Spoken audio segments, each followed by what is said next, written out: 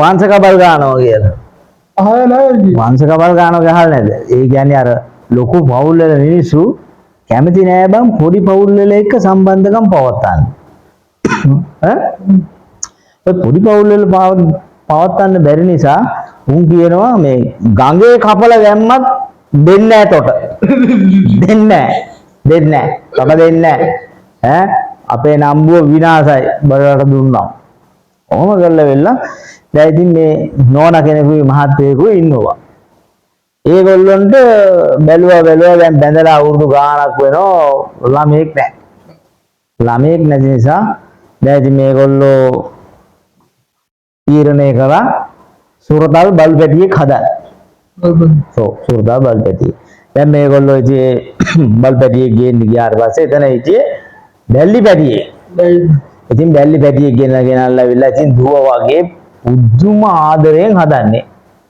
කන්න බොන්න ඔක්කොම නිකන් ආයි දුවේකට ආසලකිලි. ඒ විදිහට තමයි හදන්නේ. හදලා දැන් ඔය බැල්ලි පැටියා ටික ලොකු වෙනවනේ බා. ලොකු වෙනකොට දැන් ඉතින් ගේට්ටු වලට ඉබ්බෝ දාලා තාප්ප ගහලානේ තියෙන්නේ. දැන් ඉතින් බල්ලෙක්ව පේන්නවත් දෙයක් නැහැ වල් බල්ලෙක්ව.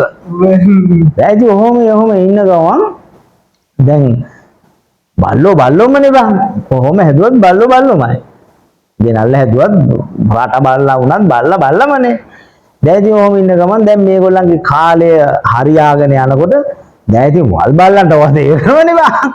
වල් බල්ලෝ ඇවිල්ලා එහෙම මේ කුක්කු දානවා. අර මේ දානකොට ඉතින් මේ බැල්ලි පැටියත් ඉතින් ගිහිල්ලා වෙලා ඉතින් නෝනාට පුදුම ගේන්ති.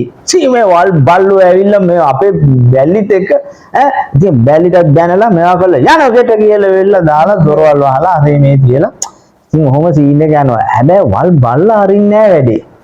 ඌ හැමදෙස්සම ගේට්ටු ගාවට එනවා. උගේ ගේම ඌ අතාරින්නේම නැහැ. නෝනා දකින්නකොට මෝදු කරනවා. ඒ ගහනවනේ. මහත්තයාගේ වාහනේ සද්දෙටත් මෝදු කරනවා. එන්න ඌ මහත්තයා ඒගොල්ලෝ ඉන්න වෙලාවට එන්නේ මු කොහොම හරි ඇවිල්ලා ගන් බැල්ලිට ලයින් එක දානවා. දාලා වෙලා කොහොම හරි බැල්ලිට දැන් වල් බල්ලා ගේම අතහැරලා නැහැ. දැන් ඒ වගේනේ බං දැන් අපේ මේ ගමේ ගොඩේ කොච්චර කොහොමුණ කොල්ලාවර පොඩි ඌ අතාරින්නේ නැහනේ. ඌ කොහෙන් හරි ගේම ගහලා ගෙල්ලෝ උසගෙන යනවා.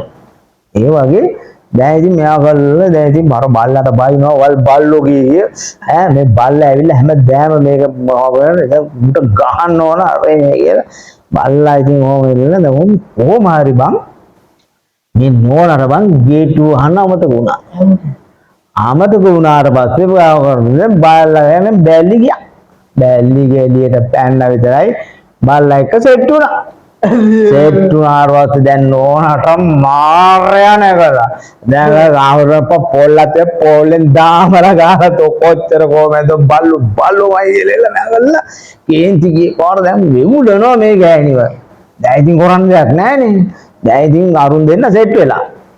ඊට කර වැඩ ස්ටාලකට හොඳ වැඩක් කරන්නම් කියලා මේ ගෑණිකට එතන ගෙනල්ලා මහත්තයා ගෙනාපු පෙට්‍රල් කෑන් එක. හිතුවේ බං වතුර කියලා. කොහොමද ජවරත දාර ගෑණි ගාත්වට ජවරුන්ට පෙට්‍රල්. ජවුවාට වාසේ බං මුන්දේ ඉන්න විදියක් නැහැ පෙට්‍රල් ගැව්වම. දැන් ඉතින් මුන් දෙන්න කඩාගෙන බින්දගෙන දුවනවා ඊට දැනක් නැහැ දැන් පෙට්‍රල් නේ ගහලා දෙන්නේ. කොහොම යනකොට දැන් ඉතින් මේ ගෑනු කෙනාට මොනා කරත් බැලුවා පෙට්‍රල් මේ හදපු බැල්ලිනේ මාර දුක හිතුණා දැන් ඉතින් කමක් නැහැ මූ අරන් එනවා කියලා වෙලා මූ කොහේ හරි ඉන්නවා නම් අරගෙන එනවා එතන හදපු දැන් ඒ වගේනේ බං දැන් මේ සමාජේ ආර බල්ලා එක දෙන්නේ නැහැ කියලා කොල්ලා ඌ අරන්ගෙන ගියාට ළමයි කඩේ මේ හැදුවරද මෙන්න මූ එක්කන් එනවා ඒ වගේනේ දැන් ඉතින් මේ බැල්ලිවත් හොයාගෙන දැන් ඉතින් කාර් එකේ යනවා යනකොට පැත්ත පලාතේ නෑ බං පේන්නේ නෝනාට දැන් මාර දුකයි මහත්තයාට කතා කරලා මෙන්න මේ වගේ සිද්ධියක් වුණා මම මෙන්න මේ වගේ දෙයක් කරා නේ බලන්නකෝ දැන් මේක නෑ කියලා උන් යනකොට බා දැන් ඉතින් යනකොට බැලුවා දැන් ඉතින් විපරම් කරලා බලන්න දැන් ඉතින් අංකල් කෙනෙක් එනවා පාරේ එනකොට අංකල්ගෙන් වාහනේ නවත්තන මේ අංකල් මේ පෙට්‍රල් ගහපු බැල්ලි පැටියෙක් ගියා දැක්කද ඊට පස්සේ දැන් මම 100 කිව්වලු පෙට්‍රල් ගහපු එකක් නම් මම දැක්කේ නෑ. හැබැයි පෙට්‍රල් නැතුව ටැංකිය නම් පෙට්‍රල් නැතුව ටැංකිය විතරක් ඇදගෙන යන දායකක් නම් දැක්කයි කිව්වලු. ඔන්න ඕක තමයි මං කියන්නේ වන්ස් එක බල් ගන්න නැතුව ඉන්නේ කාට දීලා ගන්නද කියලා. ඈ ඒකනේ දැන් තියෙන මේක ඈ ලයිටි කතන්දර තියෙන්නේ. කතන්දර කියන්නේ කතන්දරේවත් කතන්දරේ. පෙට්‍රල් නැහැ ටැංකිය විතරක් ඇදගෙන යනවා කියලා කිව්වලු.